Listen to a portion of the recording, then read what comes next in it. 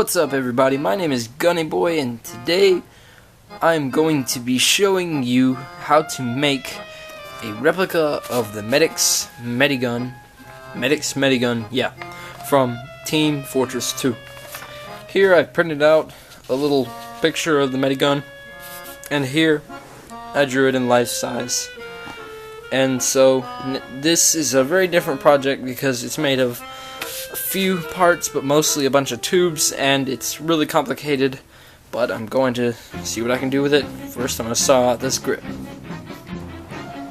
Here you can see that I've cut out some pieces of wood for the front handle that you hold like a pistol grip. Cut out this piece of MDF, this piece of MDF, and these two pieces of regular wood. So all this comes together like so. If you attach these two pieces to this side and to this side, and put this piece in the front, slide it all together, this will form the front handle part that you see on the Medi-Gun.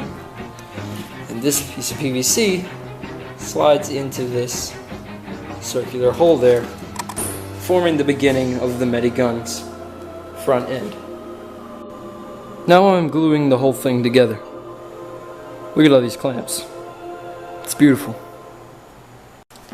Next I drew out the frame thing, or whatever you want to call it, for the Medi-Gun here on this piece of MDF.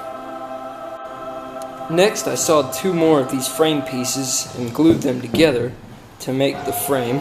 I made this handle out of a piece of 2-inch pine wood, and I made the back end tube that comes out of the back of the frame on the Medi-Gun out of a piece of PVC. At the end of day one, this is what I'm left with. So now, as you can see, I took the handle that I made and the frame, angle cut it down to make it look a little better, and put these two cardboard circles that I cut out in between here, drilled a hole completely through the handle and the frame, and now this handle tilts back and forth with the frame for the Medi-Gun lever. Now I gotta trim that bolt down. Now, as you can see here, I made the PVC barrel better by putting a cardboard ring around it for the nozzle at the front. I glued that into the grip piece, and now I have the grip piece setting glued to the frame to dry overnight. Also trimmed down the bolt so that it's nice and compact. And now, as you can see here, I've made a few more rolls of cardboard on the barrel, here, here, and here. Also 2 rolls on the back, where the Medi-Gun connects to a hose which connects to the backpack.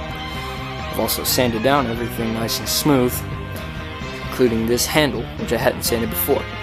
And to attach the handle, I had drilled 4 holes here, here, here, and here on the Medi-Gun. I then stuck skewers into those holes and trimmed them down so they were short, and wrapped rubber bands around the ones in the back, holding this handle against them, so that effectively when you push the handle forward like the Medic does and you let it go, it goes back to its original position because of these rubber bands, just like in the game and Meet the Medic videos.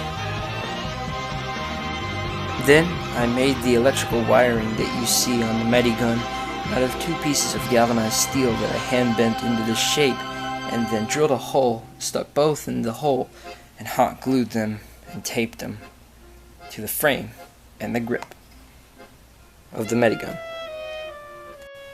Now I'm going to make the backpack of the Medi-Gun. To do this, I have this little green shelving box for the body. I then glued these 2 spray paint cans to the top for the cylinder thingies on the top. This one is on top of a cardboard plate to make it slightly taller.